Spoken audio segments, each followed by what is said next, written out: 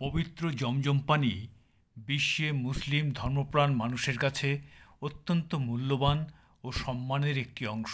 কিন্তু এই ধর্মীয় বিশ্বাসকে কাজে লাগিয়ে সাধারণ ট্যাপের পানিকে জমজমের পানি বলে প্রতারণা করছিলেন বিল্লাল নামের তুরস্কের এক ব্যক্তি। হজের মৌসুমে বাসাবাড়িতে সরবরাহকৃত সাধারণ ট্যাপের পানি বোতলজাত করে জমজমের পানি বলে সে উচ্চ মূল্যে বিক্রি করছিল। এই ভুয়ো পানি বিক্রি করে তিনি আয় করেছেন প্রায় ৩০ কোটি টাকা। আরব আমিরাতের শারজাহ নগরীর একটি আবাসিক ভবনে পানি বোতলজাত করার গোপন কারখানার সন্ধান পেয়ে অভিযান চালায় শারজাহ সিটি মিউনিসিপ্যালিটির নিয়ন্ত্রণ ও পরিদর্শন বিভাগ ও স্বাস্থ্য সুরক্ষা বিভাগ।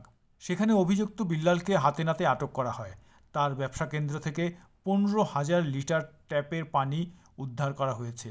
বুধবার ২৮শে মে সংবাদ মাধ্যম খালিজ টাইমস তাদের প্রকাশিত এক প্রতিবেদন থেকে এই তথ্য জানা যায়। পুলিশের কাছে স্বীকারোক্তিমূলক জবাবে বিল্লাল জানিয়েছে, দক্ষিণ তুরস্কের আদানায় অবস্থিত তার গুদামের ট্যাপ থেকে পানি জার ও বোতলে ভরা হতো এবং জমজম কূপের পানির লেবেল লাগানো হতো।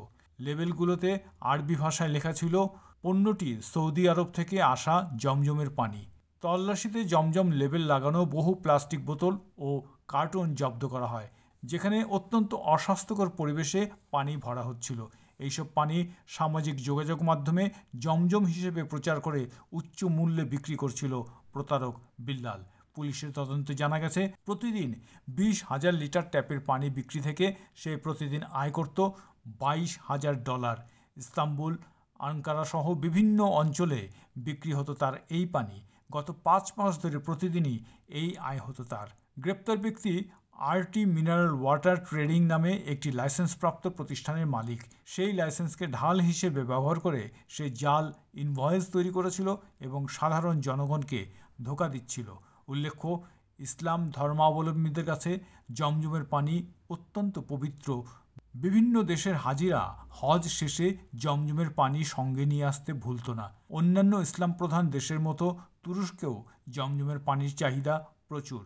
বিশেষ করে রমজানে ও বিভিন্ন ধর্মীয় অনুষ্ঠানে সেখানে দেশের বিভিন্ন বাজার এবং দোকানে জমজমের পানির বোতল ব্যাপকভাবে পাওয়া যায়।